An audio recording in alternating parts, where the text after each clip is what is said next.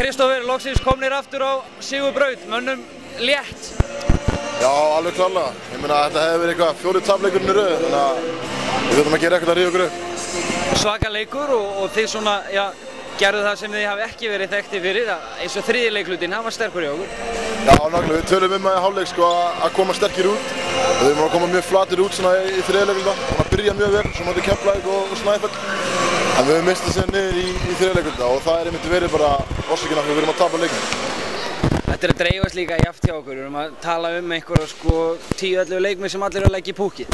Já, nákvæmlega, þannig að við erum með drjúgan og góðan hóp og geta allir skora og allir koma inn og skila sínu. Það einmitt svona leikir sem maður þarf að koma og skila sér. Komin í byrjunarlið og byrjaðir inn á í kvöld, hvernig fannst þið það?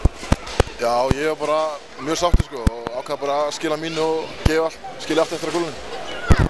Þú spilaðir ekkert hérna eftir og kendið þér eymsla í hnénu.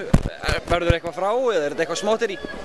Nei, ég er nú búinn að vera eitthvað slappur í hnénu sko en það var eitthvað sem að smalla hana en ég talaði við sjúkraþjálfarann og þetta er bara nokkra daga hvíld.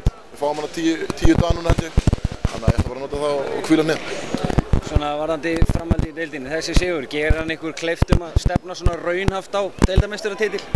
Já, ég meina við ætlum náttúrulega að reyna að vinna allt sem eftir er, þannig að þetta lítur að vera byrjunin.